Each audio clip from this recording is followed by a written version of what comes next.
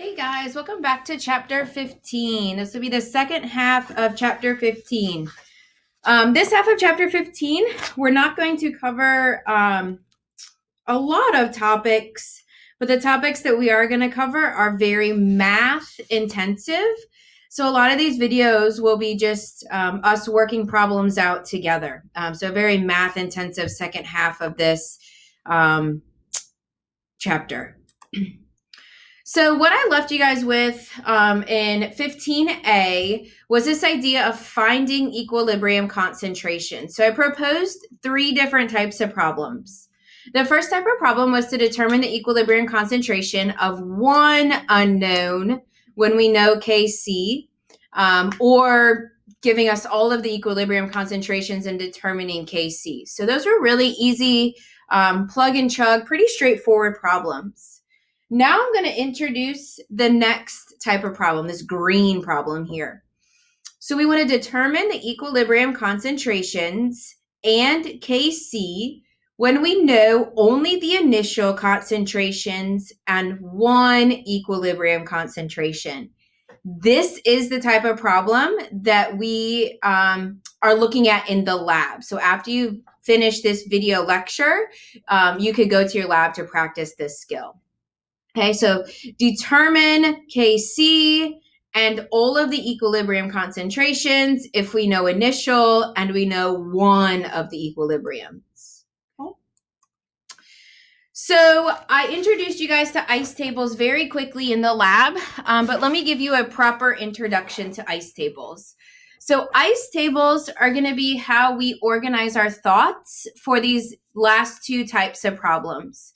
Ice tables are just one of the best tools that we can use to help us get through these problems.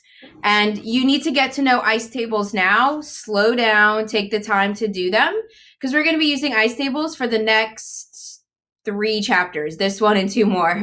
So they're not going anywhere anytime soon. Okay.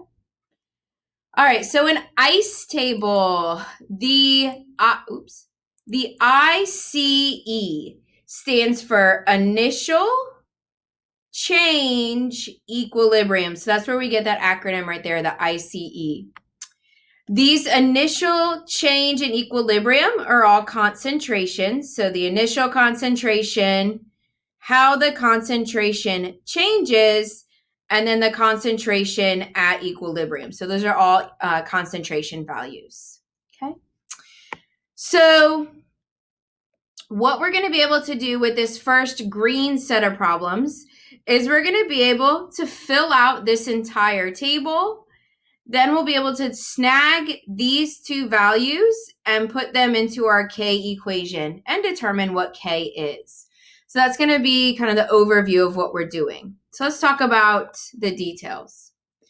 Jumping right into an example. Suppose we have a reaction in which the initial concentration of A is 1 molar and the initial concentration of B is 0. When equilibrium is reached, the concentration of A is 0.75. And what is the equilibrium constant? Okay. So it's asking us to solve for K. In order to solve for K, let's first write the equation for K. So remember, K is the concentration of our products over the concentration of our reactants. So the concentration of B at equilibrium, it's going to be squared because of this coefficient, over the concentration of A at equilibrium. Okay, so these values are going to go into that equation. All right, so it gives us the initial concentration. So initial of A was 1 molar. We plugged that in. Initial of B was 0 molar. We plugged that in. When equilibrium is reached, the concentration of A is 0.75. Okay, molar. So if we have at least one of the equilibrium concentrations, we can then deduce what this value for change will be. Okay, so to deduce what this value for change will be, we take 1.00 minus 0.75.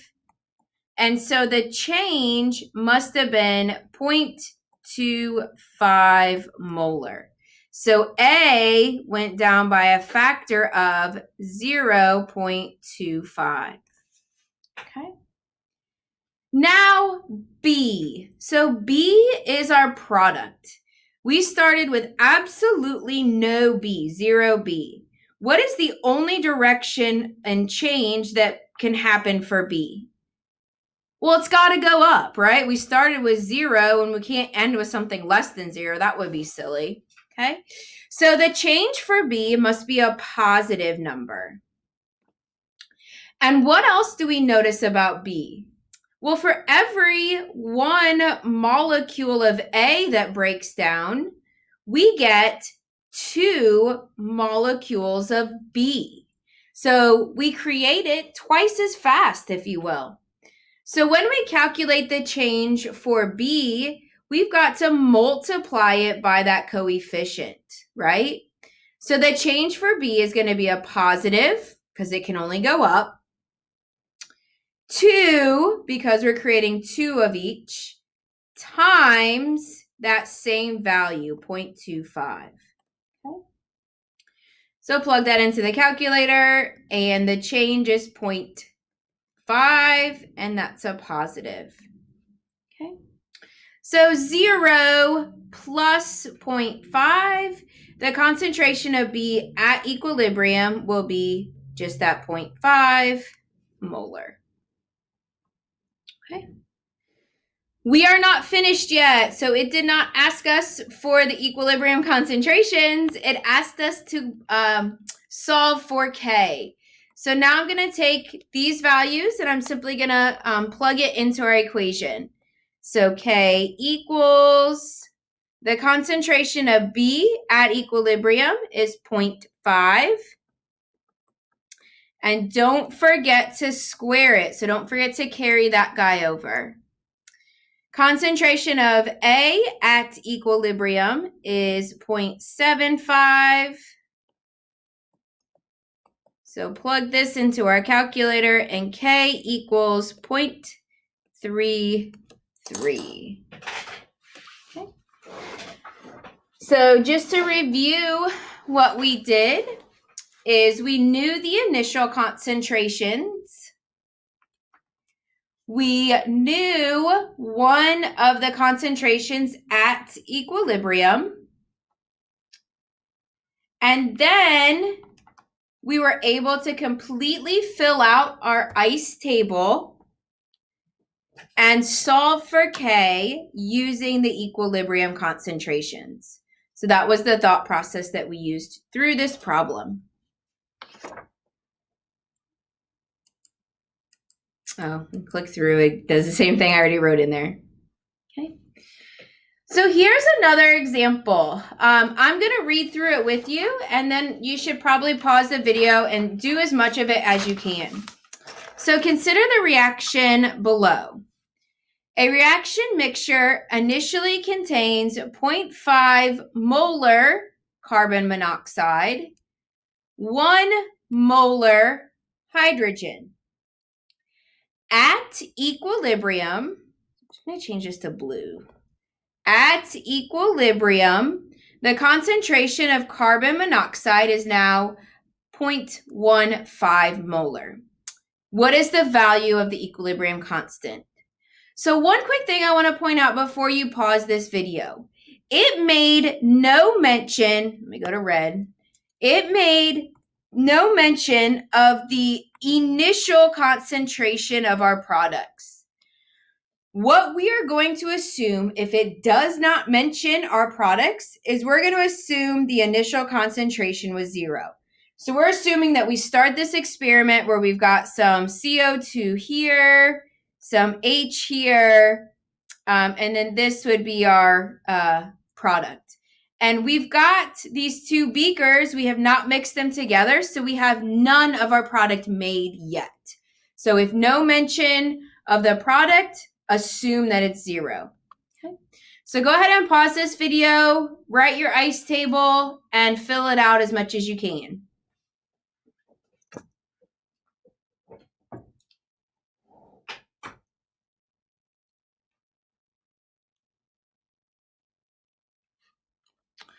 All right, I've got the ice table typed out on the next slide, but I want to go ahead and draw the ice table with you just so you can hear my thoughts through it. So for the ice table, I'm going to do I, initial, C, change, E, equilibrium. And then at the top, I'm just going to write my chemicals. So carbon monoxide, hydrogen, and our product. Okay. One thing that students sometimes like to do is they like to put the coefficient up here, and usually like in a different color or something that stands out, just so they remember that there's a coefficient there. Because you're going to concentrate in on this table here. So sometimes those coefficients can get missed. Just a helpful hint. Some students really like to do that. All right, so I've got my ice table. Now I'm going to start filling it out. So reaction mixture initially contains 0.5 molar of carbon monoxide. So I is initial, I'm going to put 0.5. And it contains 1 molar of hydrogen. No mention of our product, and remember that that's going to be 0. Okay? So before I do anything else, I'm going to think about this change piece. So we start with reactants. We have none of our products. What's the only direction that our reactants can go in? Yeah, the only direction our reactants can go in is down, right? So the change here is going to be a negative and a negative. And the only direction for our products is to go up. The only thing we can do is produce more of it. So this is going to be a positive change. And since I'm thinking about change, let me go ahead and put this one there as well. So when we have our change, don't forget this coefficient. So whatever we determine that our change is going to be, this is going to be 2 times that change value. So if this is x, this is going to be 2x, and this is just going to be x again. Okay, so don't forget that coefficient there. All right, let's keep reading here. So at equilibrium, carbon monoxide is 0.15 molar. So at equilibrium, that's this bottom row here, carbon monoxide is 0.15. Okay. If we have the initial and we have 1 equilibrium value, I can fill in the rest of this table. Okay, so let's do that. To determine what the change is going to be, I'm going to take 0.5 minus 0.15, and that's going to give me the value for change. So 0.5 minus 0.15, and x, or the change, is 0.35. Okay. So right here, I'm going to say that carbon monoxide went down by 0.35 concentration. Hydrogen, remember, went down 2x. So I've got to multiply that 0.35 by 2. So 0.35 times 2.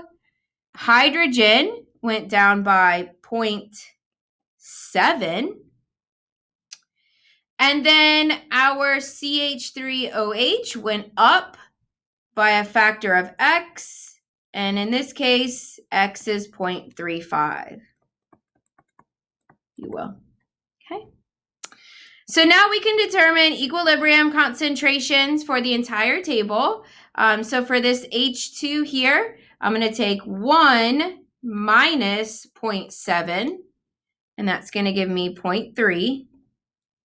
And I'm going to take 0 plus 0.35, and that's going to give me 0.35.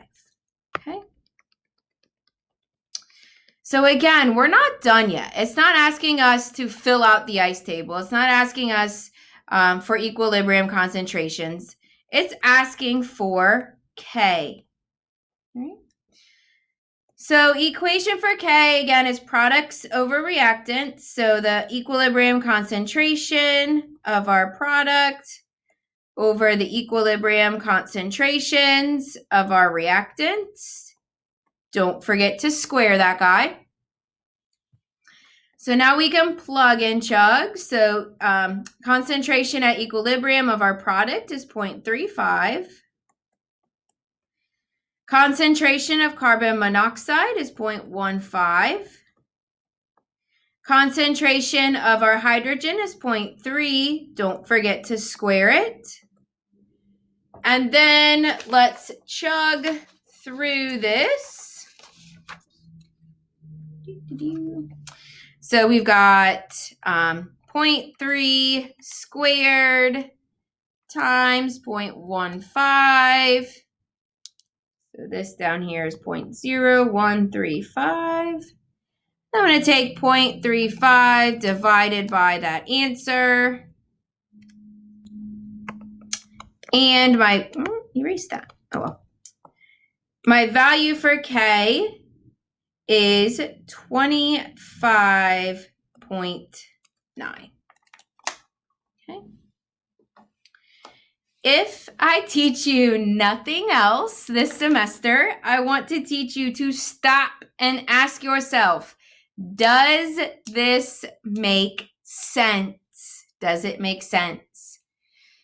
So if K is greater than 1, so it's a number that's bigger than 1, is this reactant favor or product favored? Yeah, bigger than 1 means it's product favored. So if I look at the equilibrium concentrations, and especially this one after it gets squared, if I look at the equilibrium concentrations, so the 0.35 over the 0.0135, that makes sense. The number on top is a much bigger number. Products are favored in this case. Okay. That's it for this first type of problem. You'll see another set of videos where I just work some more problems like this, but I hope you found this helpful.